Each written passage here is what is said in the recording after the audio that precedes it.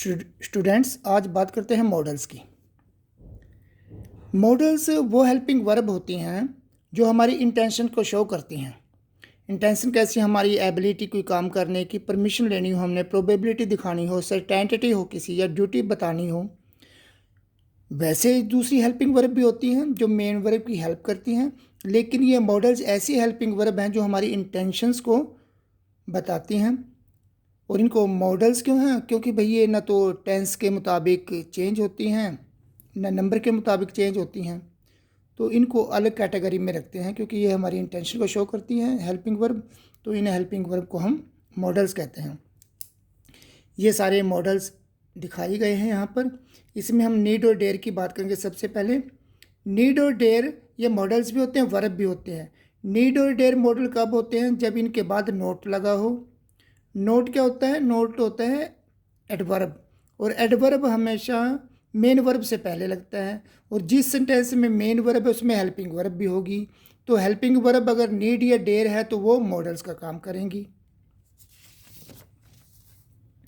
अगर नीड से पहले कोई हेल्पिंग वर्ब ना लिखी हो, या नीड को इंटेरोगेशन के लिए सब्जेक्ट से पहले ना लिखा हो, तो ऐसे केसेज में नीड जो है ना वर्ब होती है। जैसे ये सेंटेंस है, your brother need to revise all the chapters. Need से पहले कोई हेल्पिंग वर्ब नहीं है, ना नीड को सब्जेक्ट से पहले लिखा हुआ है, तो यहाँ पर ये वर्ब है।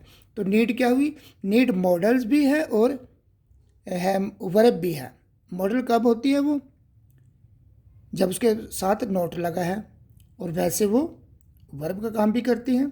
ऐसे ही डेयर है, डेयर भी यही जो नीड की फॉर्मेलिटीज़ हैं वही फॉर्मेलिटी ये शो करता है। नीड हम नेसेसिटी के लिए यूज़ करते हैं जहाँ ज़रूरत हो, और डेयर हमें जहाँ पर करेज की बात हो वहाँ यूज़ करते हैं। कैन और मे को देखो आप।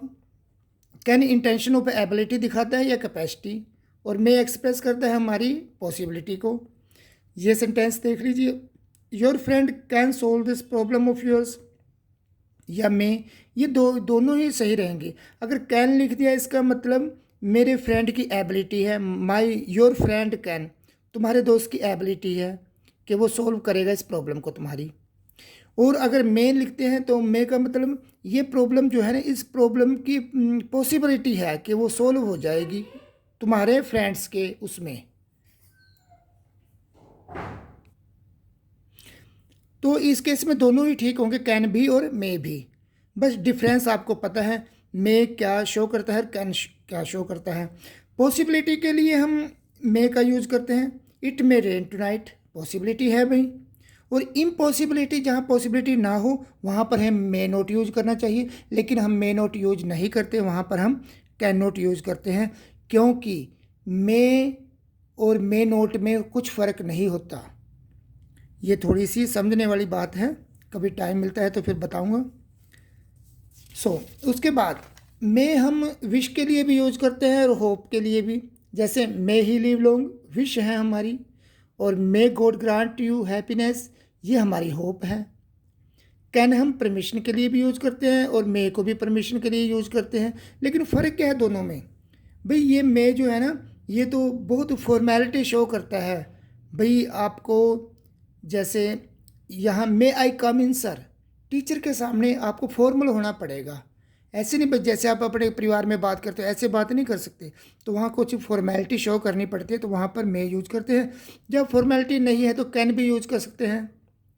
आप ऐसा तो नहीं कहते can I come in sir, नहीं कहते ना, मे कहते हैं। अगर कैन भी लिख दें तो कैन गलत तो नहीं होगा, लेकिन वहाँ पर फिर हम इनफॉर्मल हो जाते हैं। इनफॉर्मल बात हम अपने घरों में कर सकते हैं। और अगर भाई मे के साथ हमें हैव प्लस वर्ब की थर्ड फॉर्म, ये भी कभी कभी हम यूज करते हैं। कहाँ यूज़ करते हैं? जहाँ पर कोई एक्शन पहले जिसका रिजल्ट आ चुका हो, जिसका कंप्लीशन एक्शन हो, एक्शन जो है कंप्लीट हो चुका हो, वहाँ पर हम हैव लगाते हैं और थर्ड फॉर्म लगा देते हैं उसके साथ। ये एग्ज़ाम में आपके कभी पूछ भी लेते हैं, लेकिन एरर्स के लिए ठीक है जी।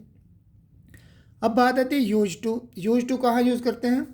देखो, यूज टू अगर वो मॉडल का काम कर रहे हैं तो हमारी कोई पास्ट की हैबिट है जो आज नहीं है। मैं पास्ट में जब बचपन में मैं फास्ट रखता था, तो मैं ऐसे ही बोलूँगा I use to have fast in my childhood, तो अब तो नहीं, तो यूज टू के साथ वर्ब की फर्स्ट फॉर्म लगती है, तब ये यूज क्या होता है, ये मॉडल का काम करता है। जैसे यहाँ पर है ये वर्ब की फर्स्ट फॉर्म लगी है तो यहाँ मॉडल है। लेकिन अगर इससे पहले गेट या बी की कोई फॉर्म लगी हो, is am are was were, या गेट की फॉर्म लगी गेट गॉट गॉट, तो यूज्ड वहाँ पर एडजेक्टिव होगा। एडजेक्टिव के बाद प्रेपोजिशन, ये टू प्रेपोजिशन होगी। प्रेपोजिशन के बाद हमेशा ऑब्जेक्ट लगता है, वो ऑब्जेक्ट नाउन या प्रनाउन होता है। अगर वो नाउन या प्रनाउन नहीं है, वहाँ पर वर्ब है, तो उस वर्ब को हम आईएनजी फॉर्म में लिखेंगे ताकि वो जेरेंट बन जाए, और जेरेंट क्या होता है, नाउन होता है। तो इसमें ऐसे ही यूज किया है। तो यहाँ पर यूज जो है ना एडजेक्टिव है, तो यूज टू मॉडल का भी काम करता है, एडजेक्टिव का भी करता है, और ये वर्ब का काम भी करता है।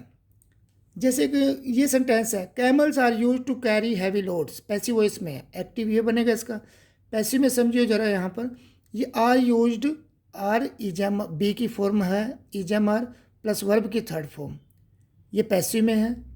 तो पैसिव में जब यूज करते हैं यूज्ड को, तो भाई ये वर्ब होगा, और उसके बाद टू कैरी लगाते हैं जैसे हम, तो ये इन्फिनेटिव है। तो ऐसे भी हम यूज करते हैं। Thank you.